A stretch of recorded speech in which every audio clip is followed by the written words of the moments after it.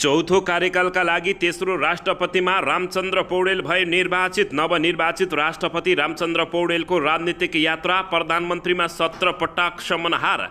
पहिलो प्रयासमै राष्ट्रपति चुनिए। नवनिर्वाचित राष्ट्रपति पौडेलले माधव कुमार नेपालको प्रशंसा गर्दै भने, यो गुण कहिले बिर्सिँदैन। संवैधानिक जिम्मेवारी नै मेरा मार्गदर्शन सिद्धान्त रहनेछन्। नवनिर्वाचित रामचन्द्र पौडेलको अभिव्यक्ति।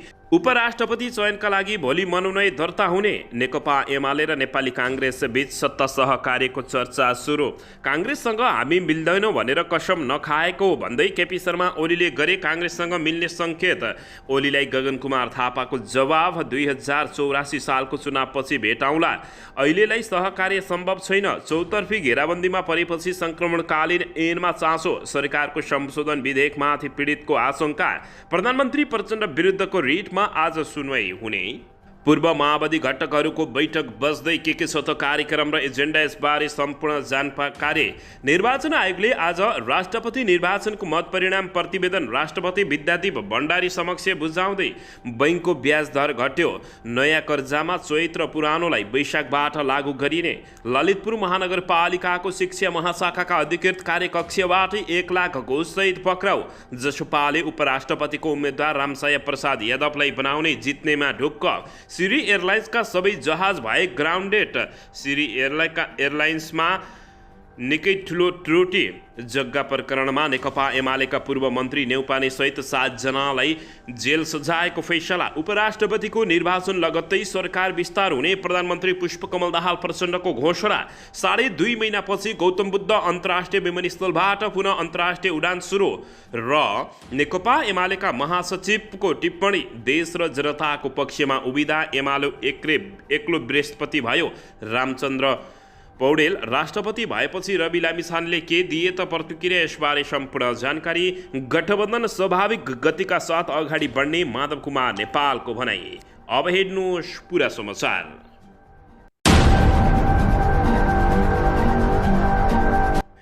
दर्शक महानुभावहरू नमस्कार। नेपाली न्युज टिभीको न्युज बुलेटिन खबरमा यहाँहरूलाई हार्दिक स्वागत छ। सदाझै आज पनि तपाईँहरूमा देश तथा विदेशका महत्त्वपूर्ण समाचार अपडेटका साथ उपस्थित भइसकेका छौँ। दर्शक महानुभावहरू, हामीलाई तपाईँहरूले कहाँदेखि हेर्दै हुनुहुन्छ नेपाल भई जिल्ला र ठाउँको नाम लेख्नुहोला। यदि विदेशमा हुनुहुन्छ भने आफू रहेको देशको नाम पनि लेख्न नभुल्नुहोला। र हाम्रो च्यानल नेपाली न्युज टिभीलाई अहिलेसम्म पनि सब्सक्राइब गर्नुभएको छैन भने सब्सक्राइब गर्नुहोला, साथै सँगै रहेको बेल आइकनलाई दबाउन पनि नभुल्नुहोला। आउनुहोस् दर्शक महानुभावहरू, आजको पहिलो तथा विशेष खबरतर्फ लागौँ। दर्शकबिन, गणतन्त्र नेपालको चौथो कार्यकालका लागि तेस्रो राष्ट्रपतिमा नेपाली काङ्ग्रेसका वरिष्ठ नेता रामचन्द्र पौडेल निर्वाचित भएका छन्। सङ्घीय संसदमा बिहिबार भएको निर्वाचनमा 33,802 मतभारका साथ रामचन्द्र पौडेल राष्ट्रपतिमा निर्वाचित भएका छन्। पौडेलका प्रतिस्पर्धी नेपाल कम्युनिस्ट पार्टी नेकपा एमालेका उपाध्यक्ष सुभाषचन्द्र नेमाङले 15,518 मतभार प्राप्त गरेका छन्। सुभाषचन्द्र नेमाङको भन्दा पौडेलको मतभार 18,284ले बढी रहेको छ। पौडेलको पक्षमा कुल खसेको 49,591 मतभारको 68.2% मत प्राप्त भएको थियो। उनका प्रतिद्वन्दी नेकपा एमालेका उपाध्यक्ष सुभाषचन्द्र नेमाङले 15,518 मतभार पाएका हुन्। राष्ट्रपति चुनावमा सङ्घीय संसदतर्फ 313 सांसदले मतदान गरेका थिए, जसको कुल मतभार 24,727 रहेको थियो। प्रदेशतर्फ 518 सांसदले मतदान गरेका थिए भने प्रदेशतर्फको मतभार 24,864 रहेको थियो। राष्ट्रपति र उपराष्ट्रपति निर्वाचनमा सङ्घीय सांसद र प्रदेशसभा सदस्यहरूको हाल कायम रहेको मतभार 52,628 रहेको छ। दर्शकबिन, मतदानमा राष्ट्रिय प्रजातन्त्र पार्टीका 14 र नेपाल मजदुर किसान पार्टीका प्रेम सुलवाल तटस्थ रहेका हुन्। दर्शकबिन, यसैबीच यता नवनिर्वाचित राष्ट्रपति रामचन्द्र पौडेलले नेकपा एकीकृत समाजवादी पार्टीका अध्यक्ष माधव कुमार नेपालले आफूलाई राष्ट्रिय अध्यक्षमा निर्वाचित गर्न निर्णायक भूमिका खेलेको भन्दै धन्यवाद व्यक्त गरेका छन्। नेपाललाई भेट्न उनको निजी निवास कोटेश्वर पुगेका राष्ट्रपति पौडेलले प्रधानमन्त्री प्रचण्डले राष्ट्रपति बनाउन राखेको प्रस्ताव त्यागेर माधव कुमार नेपालले आफ्नो नाम सहमतिका लागि अगाडि सारेका कारण निर्वाचित भएको स्मरण गराएका हुन्। हिजो म जुन परिस्थितिमा जिम्मेवारीमा आइपुगेको छु, त्यो निकै महत्त्वपूर्ण तथा तपाईँकै महत्त्वपूर्ण योगदान हो भन्नेमा म स्पष्ट छु। तपाईँका लागि म आभार व्यक्त गर्दछु। पौडेलको भनाइ उद्धृत गर्दै नेपाल निकट एक नेताले भनेका छन्। तपाईँको गुण म कहिले बिर्सिने छैन। अध्यक्ष माधव कुमार नेपाललाई नेकपा एमाले अध्यक्ष केपी शर्मा ओलीले पार्टीका तर्फबाट राष्ट्रपतिको उम्मेदवार प्रस्तुत गरेका थिए, तर उनी काङ्ग्रेसलाई बनाएर जाँदा उपयुक्त हुने भन्दै पछि हटेका थिए। पौडेलले माधव कुमार नेपालको त्यही त्यागलाई लक्षित गर्दै पौडेलले प्रशंसा गरेका हुन्। जवाबमा माधव कुमार नेपालले देशको अभिभावकका रूपमा काम गर्न सुझाव दिँदै आफूले सधैँ सहयोग गर्ने प्रतिबद्धताका सहित बधाई दिएका थिए। सो भेटमा काङ्ग्रेस उपसभापति पूर्णबहादुर खड्काले नेकपा एमालेसँगको गठबन्धन भत्काएर राष्ट्रपति निर्वाचनमा अर्को गठबन्धन बनाउन आफ्नो महत्त्वपूर्ण भूमिका रहेको प्रस्ट्याउँदै अब यो गठबन्धनलाई कसरी टिकाउ गरी लैजाने भन्ने शीर्ष नेतृत्वकै तहमा तथा हातमा रहेको उनले ध्यान आकर्षण गराएको जानकारी प्राप्त भएको छ। नवनिर्वाचित राष्ट्रपति रामचन्द्र पौडेल, प्रधानमन्त्री पुष्पकमल दाहाल प्रचण्ड निवास बालुवाटार र शेरबहादुर देउवा निवासमा पुगेरै उनीहरूलाई धन्यवाद दिएको जानकारी प्राप्त भएको छ। दर्शकबिन, यसैबीच नवनिर्वाचित राष्ट्रपति रामचन्द्र पौडेलले राष्ट्रपति संस्थाले निर्वाह गर्ने भूमिकाले संविधान र शासन व्यवस्थाको अभ्यास प्रभावित हुनेमा सचेत गरी निर्दिष्ट कार्य सम्पादन गर्ने, निष्पक्षता, तटस्थता तथा विधिको पालनामा प्रतिबद्धता रहने जाहेर समेत व्यक्त गरेको जानकारी प्राप्त भएको छ। दर्शकबिन, यसैबीच यता राष्ट्रपतिको चुनाव सकिए लगत्तै उपराष्ट्रपति चयनका लागि भोलि मनोनयन दर्ताको कार्यक्रम तय भएको छ। पर्सि आइतबार अन्तिम नामावली प्रकाशन गर्ने र आउँदो चैत 3 गते मतदान गर्ने कार्यतालिका रहेको छ। चैत 3 गते बिहान 10 बजेदेखि दिउँसो 3 बजेसम्म मतदान हुने निर्वाचन अधिकृतको कार्यालयले जानकारी दिएको छ। संविधानको धारा 63 को उपधारा 1 मा राष्ट्रपतिको पदावधि निर्वाचित भएको मितिले 5 वर्षको हुने व्यवस्था रहेको छ। संविधानमा उपराष्ट्रपतिको कार्यकाल पनि राष्ट्रपतिको सरह हुने व्यवस्था रहेको छ। यस अनुसार उपराष्ट्रपति नन्दबहादुर पुनको 5 वर्षको कार्यकाल आउँदो चैत 3 मा सकिँदैछ। उहाँ 2074 चैत 4 मा उपराष्ट्रपतिमा निर्वाचित भएका हुन्। सत्तारूढ दल गठबन्धनका दलबीच उपराष्ट्रपति जसपाले पाउने सहमति भएको सहमति अनुसार जसपाले उपराष्ट्रपतिमा संसदीय दलका नेता रामसाय प्रसाद यादवलाई उम्मेद्वार बनाउने निर्णय गरेको छ। राष्ट्रपतिमा पार्टीका उपाध्यक्ष सुभाष चन्द्र नेमाङलाई उठाएको नेकपा एमालेले उपराष्ट्रपति पदमा उठाउने या नउठाउने भन्ने निर्णय नगरिसकेको जानकारी प्राप्त भएको छ। नेकपा एमालेले राष्ट्रपतिमा नराम्रोसँग हार बेहोर्नु पुगेको छ। त्यो केपी शर्मा ओलीको पेलनले गर्दा भएको प्रधानमन्त्री पुष्पकमल दाहाल प्रचण्डले आफूले यस्तो बताउँदै आएका छन्। दर्शकबिन, यसबारे तपाईँहरू के भन्न चाहनुहुन्छ? प्रतिक्रिया दिनुहोला। दर्शकबिन, यसैबीच यता नेकपा एमाले र काङ्ग्रेस बीच सत्ता सहकार्यको चर्चा सुरु भएको छ। नयाँ राष्ट्रपतिमा नेपाली काङ्ग्रेसका वरिष्ठ नेता रामचन्द्र पौडेल निर्वाचित भएसँगै नेकपा एमाले र नेपाली काङ्ग्रेसको सत्ता सहकार्यको चर्चा सुरु भएको छ। राष्ट्रपतिको चुनाव समेत नेकपा एमाले काङ्ग्रेस बाहेकका दलहरूसँग भोट मागेको थियो, तर चुनावकै दिन नेकपा एमाले अध्यक्ष केपी शर्मा ओलीले भने काङ्ग्रेस र नेकपा एमाले एक ठाउँमा नआउने कसम नखाएको बताउँदै काङ्ग्रेससँग मिल्ने सङ्केत गरेका छन्। केपी शर्मा ओलीको पछिल्लो अभिव्यक्तिले नेकपा एमाले काङ्ग्रेस बीच सहकार्य हुन सक्ने सङ्केत गरेको छ। नयाँ राष्ट्रपति चयन लगत्तै 8 दलीय गठबन्धनको भविष्य समाप्त हुने अड्कलबाजी हुन थालेको छ। राष्ट्रपति निर्वाचनमा निर्णायक मानिएको माओवादी केन्द्रको ढुलमुले चरित्रबाट आजित नेकपा एमाले र काङ्ग्रेसले आगामी दिनमा सत्ता सहकार्य गर्ने सङ्केत गरिरहेका छन्। अझ राष्ट्रपति निर्वाचनको सम्मुखमा कित्ता परिवर्तन गरेको माओवादीसँग नेकपा एमालेको बदलाव भाव जाग्नु जायज नै देखिएको छ। काङ्ग्रेससँगको सहकार्य नै नेकपा एमालेका लागि एकमात्र हतियार बाँकी रहेको प्रचण्डलाई गलाउन र बदला लिन नेकपा एमाले अध्यक्ष केपी शर्मा ओलीले 5 वर्ष काङ्ग्रेसलाई प्रधानमन्त्री प्रस्ताव नगर्लान् भन्न सकिन्न। यता 6औं पटक प्रधानमन्त्री बन्ने आशामा रहेका काङ्ग्रेस सभापति शेरबहादुर देउवालाई केपी शर्मा ओलीको उक्त प्रस्तावले गलाउने सम्भावना पनि उत्तिकै देखिएको छ। संसदको सबैभन्दा ठुलो दलको नेता भएकाले देउवालाई पनि प्रचण्डलाई प्रधानमन्त्री स्वीकार गरेर बस्नुभन्दा सो बाटो नै उत्तम हुन सक्छ, तर काङ्ग्रेस नेताहरू भने समीकरण बदलिने कुरालाई नकारिरहेका छन्। तर राजनीतिक सम्भावनाको खेल हो। एमालेसँगको सहकार्य पक्का हुने हो भने राष्ट्रपति आफ्नो बनिसकेको अवस्थामा पूर्ण कार्यकालको प्रधानमन्त्री पाए काङ्ग्रेस पछाडि हट्ने कुरै त हुँदैन भनेर आकलन गरिएको छ। सांसदमा 32 सिट सहित तेस्रो दलको हैसियतमा रहेको नेकपा माओवादी केन्द्र कहिले नेकपा एमाले त कहिले काङ्ग्रेससँग धोकाको राजनीति गर्दै सरकारको नेतृत्व गरिरहेको छ। जुन कुरा सांसदका दुई ठूला दल काङ्ग्रेस र नेकपा एमालेलाई सहजै पाच्य नभएको कुरा तीतो यथार्थ हो भने राष्ट्रपतिमा माओवादीको साथ पाएको काङ्ग्रेस पनि भित्रैबाट प्रचण्ड समक्ष त्यति खुसी हुन नसकेको अवस्थामा नेकपा एमाले अध्यक्ष केपी शर्मा ओलीको यो अभिव्यक्तिले समीकरण बदलिने सम्भावनालाई झनै मलझल गरिदिएको छ। उसो त नेकपा एमाले अध्यक्ष केपी शर्मा ओली जसरी पनि देशलाई मध्यावधि निर्वाचनतर्फ धकल्ने मनसायमा देखिएका छन् भने ओलीको उक्त चाहतलाई काङ्ग्रेसले पनि नजिकबाट हेरिरहेको छ। त्यसमा पनि पछिल्लो समय केपी शर्मा ओलीले राजनीतिक रूपमा विश्वास गरिहाल्ने अवस्थामा अन्य दलहरूका नेताहरू देखिँदैनन्। त्यसैले पनि तत्कालै राजनीतिको कोर्स परिवर्तन भएर नेकपा एमाले काङ्ग्रेस सहकार्यको सम्भावना भने क्षीण देखिएको जानकारी प्राप्त भएको छ।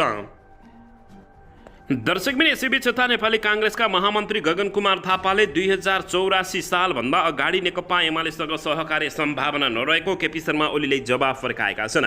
बिहिबार राष्ट्रपतिको निर्वाचनमा मतदान गरेपछि सञ्चारकर्मीहरूसँग कुराकानी गर्दै उनले 2084 सालको चुनावपछि मात्र एमालेसँग सहकार्यका लागि प्रस्ताव राख्ने बताएका छन्। एउटै विषयमा कति धोका दिने, पुष 10 गते उहाँले के गर्नुभयो भन्ने त सबैलाई थाहा भइसक्यो। उनले भने 2084 सालको चुनाव अघि नेकपा एमालेसँग सहकार्यको सम्भावना छैन, त्यसपछि उहाँ प्रमुख प्रतिपक्षीको नेता हुनुहुन्छ। हामी सहकार्यको प्रस्ताव लिएर बालकोटमै जान्छौँ, भेट्न जान्छौँ उनले बताएका छन्। यसअघि राष्ट्रपतिको मतदानमा सहभागी भएपछि नेकपा एमालेका अध्यक्ष केपी शर्मा ओलीले काङ्ग्रेससँग हुन सक्ने मिलन हुन सक्ने बताएका थिए। दर्शक महानुभावहरू यसैबीच यता नेकपा एमालेका महासचिवले टिप्पणी गर्दै देश र जनताको पक्षमा उभिँदा एमाले एक्लो बृहस्पति हुन पुगेको टिप्पणी गरेका छन्।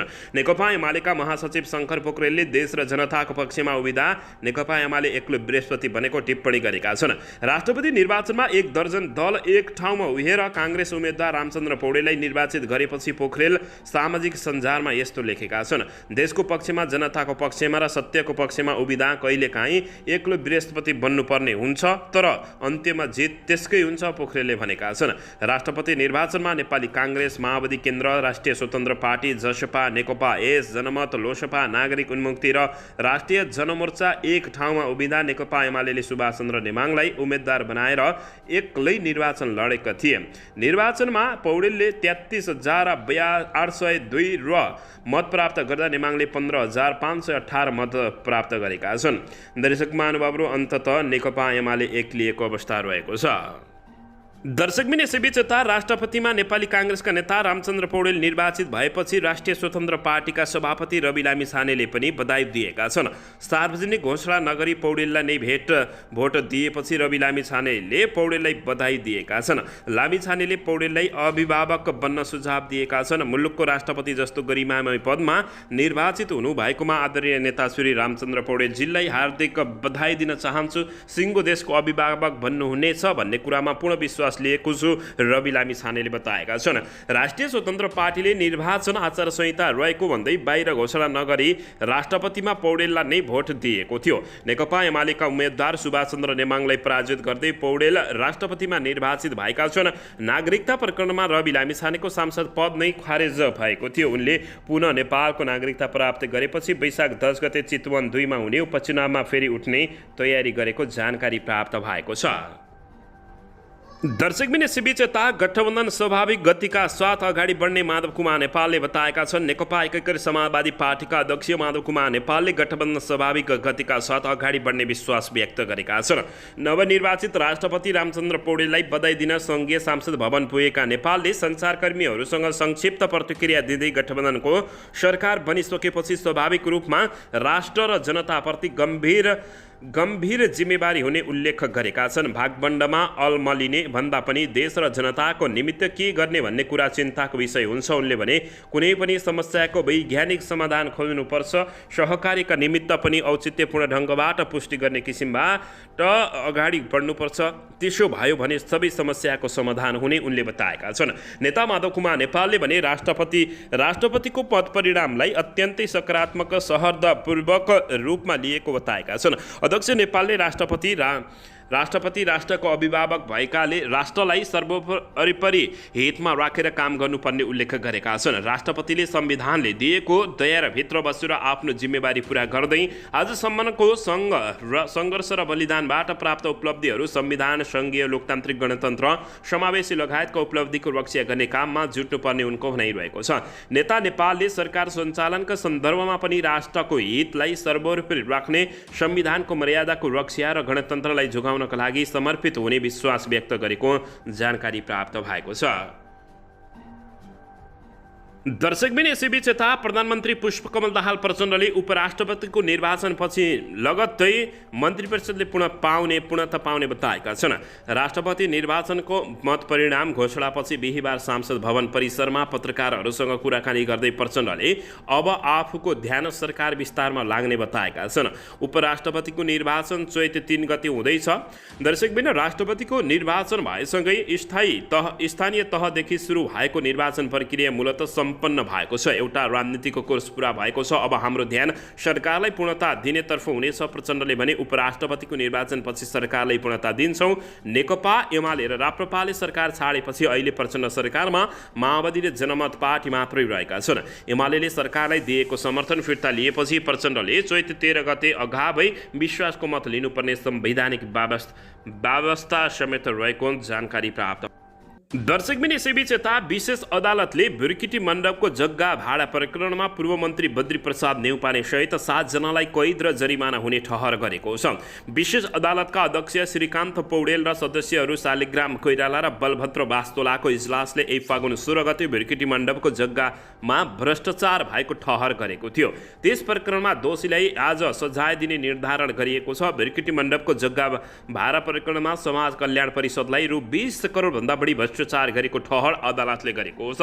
दर्शकबिन अदालतका उप रजिस्ट्रार नन्दप्रसाद भट्टराईका अनुसार पूर्व मन्त्री नेउपानेलाई 9 वर्ष कैद र रु 2 करोड 43 लाख 68,003 जरिवाना, रु 2 करोड 43 लाख 68,803 बिगो र थप 6 महिना कैद सजाय निर्धारण गरिएको छ। पूर्व मन्त्री टेकबहादुर गुरुङलाई मतियार ठहर गर्दै रु 1 करोड 21 लाख 84,401 जरिवानाको सजाय निर्धारण गरिएको छ। 7 जनालाई 2 करोड 43 लाख 68,803 जरिमाना, रु 2 करोड 43 लाख 68,803 बिगो तोकिएको भए पनि फरक कैद सजाय तोकिएको जानकारी प्राप्त भएको छ। दर्शक महानुभावहरू, यस्ता भ्रष्टाचारी नेताहरूलाई अब यस्तै गरी ठेगाना लगाउँदै जाने हो भने नेपाल बल्ल बन्छ कि भनेर नेपाली जनताहरूले आश गरिरहेका छन्। दर्शकबिन यसैबीच यता जनता समाजवादी पार्टी नेपाल जसपाले रामसया प्रसाद यादवलाई उपराष्ट्रपतिको उम्मेद्वार बनाउने घोषणा गरेको छ। हिजो बसेको पार्टीको केन्द्रीय कार्यकारिणी समितिको बैठकले कार्यकारिणी समिति सदस्य यादवलाई उपराष्ट्रपतिको उम्मेद्वार बनाउने निर्णय गरेको कार्यकारिणी सदस्य शिवलाल थापाले जानकारी दिएका छन्। रामसया प्रसाद यादवको मङ्सिर 4 गते भएको प्रतिनिधि सभा चुनावमा 12 जिल्ला निर्वाचन क्षेत्र नम्बर 2बाट निर्वाचित भएका थिए। सत्ता गठबन्धनमा जसपाले उपराष्ट्रपति पाउने सहमति भएको थियो। गठबन्धनको तर्फबाट राष्ट्रपतिमा काङ्ग्रेसका वरिष्ठ नेता रामचन्द्र पौडेल निर्वाचित हुनु भएको बताइएको भएका छन् भने उपराष्ट्रपतिको चुनाव आउँदो चैत 3 गतेका लागि तय भएको छ। दर्शकबिन यसैबीच अन्ततः ब्याङ्कको ब्याज दर घटेको छ। उद्योगी व्यवसायीहरूले ब्याज दर विरुद्ध देशव्यापी आन्दोलन गरिरहेका बेला वाणिज्य ब्याङ्कहरूले मुद्दती निक्षेपको ब्याज दर यथावत राख्दै आगामी चैत महिनामा निक्षेप र कर्जाको ब्याज सामान्य घटाउने भएका छन्। नेपाल ब्याङ्कर्स सङ्घको बिहीबार बसेको बैठकले आगामी चैत महिनामा कर्जा र निक्षेपको ब्याज दर घटाउने निर्णय गरेको छ। सङ्घका अनुसार चैत 1 गतेदेखि निक्षेपमा मूल्य 0.4% र कर्जामा 1% प्रिमियम दर घटाउने निर्णय गरेको छ भने हाल बैंकले आधार दरमा 6% प्रिमियम लिने गरेकोमा अब 1% घटेपछि आधार दरमा 5% प्रिमियम दर तोकिने भएका छन्। बैंकहरूले निक्षेपमा साधारण बचततर्फ 6% देखि अधिकतम 8% ब्याज दर प्रदान गर्ने गरेका छन्। यसअघि साधारण बचतमा न्यूनतम 6.42% ले अधिकतम 8.42% ब्याज दर तोकिएको छ। बचत निक्षेप र कर्जाको ब्याज दरमा सामान्य घटाए पनि बैंकहरूले मुद्दती निक्षेपको ब्याज दर भने यथावत राखेका हुन्। हाल बैंकहरूले मुद्दती निक्षेपमा 11% ब्याज दर दिँदै आएका छन्। त्यस्तै संस्थागत निक्षेपतर्फ 9% र रेमिट्यान्स मुद्दती खातामा 12% ब्याज दर रहेको छ। बैंकहरूले कल निक्षेपमा 3.21% ब्याज दर दिँदै आएका थिए, यसलाई घटाएर 3% झारेका छन्। ब्याज दर समायोजन हुँदा पुरानो कर्जाको वैशाखर र नयाँ कर्जाको चैतदेखि ब्याज दर घट्ने जानकारी प्राप्त भएको छ। दर्शकबिन यसैबीच यता प्रधानमन्त्री एवं नेकपा माओवादी केन्द्रका अध्यक्ष पुष्पकमल दाहाल प्रचण्ड विरुद्धको रिटमा आज सुनवाई हुने भएको छ। यसअघि बिहिबार हेर्न नभ्याइने भन्दै स्थगित भएको रिटको आजको पेशी तोकिएको छ। बिहिबार सर्वोच्च अदालतका न्यायाधीश विश्वप्रसाद श्रेष्ठको इजलासमा रिट परेको थियो, तर न्यायाधीश अनिल कुमार सिन्हाको संयुक्त इजलासमा अरू मुद्दा सुनवाई गरेका न्यायाधीश श्रेष्ठले प्रचण्ड विरुद्धको रिट हेर्न नभइने सूचीमा राखेका छन्।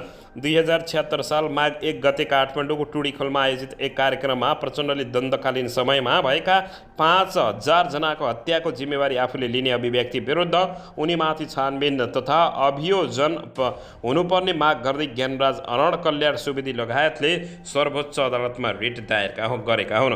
प्रधानमन्त्री पुष्पकमल दाहाल प्रचण्डलाई दर्शक महानुभावहरू के आज पक्राउ पुर्जे आउला, पक्राउ गर्न आदेश देला, सर्वोच्च अदालतले त्यो भने हेर्न बाँकी रहेको छ।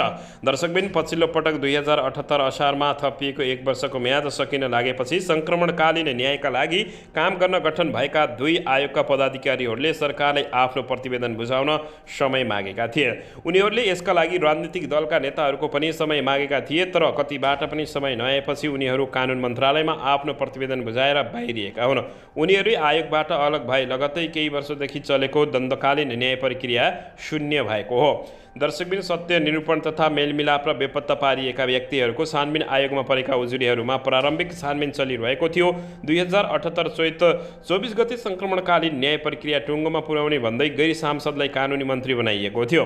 वरिष्ठ अधिवक्ता गोविन्द बन्दीले कानुन मन्त्री हुँदै कानुन संशोधनको प्रयास गरेका थिए। उनले सर्वोच्च अदालतको फैसला र अन्तर्राष्ट्रिय कानुन अनुकूल बनाउने भन्दै प्रतिनिधि सभामा पेश गरे, तर विधेयकमा विवाद सुरु भएको हो। विधेयकमा भएका केही व्यवस्थालाई लिएर विवाद भएपछि उक्त विधेयकलाई प्रतिनिधि सभाको मानव अधिकार समितिमा पठाइयो। मानव अधिकार समितिमा पनि एमाले र नेकपा माओवादी केन्द्र बीचमा कुरा नमिलेपछि विधेयक निष्क्रिय भएको थियो।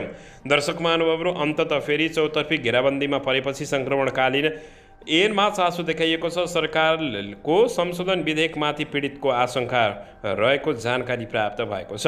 दर्शक महानुभावहरू, यसबारे तपाईँहरूले के भन्न चाहनुहुन्छ? रवि लामिछानेले गरेको र 2.5 महिनापछि गौतम बुद्ध विमानस्थलबाट पुनः अन्तर्राष्ट्रिय उडान सुरु भएको छ, यसबारे पनि प्रतिक्रिया दिनु।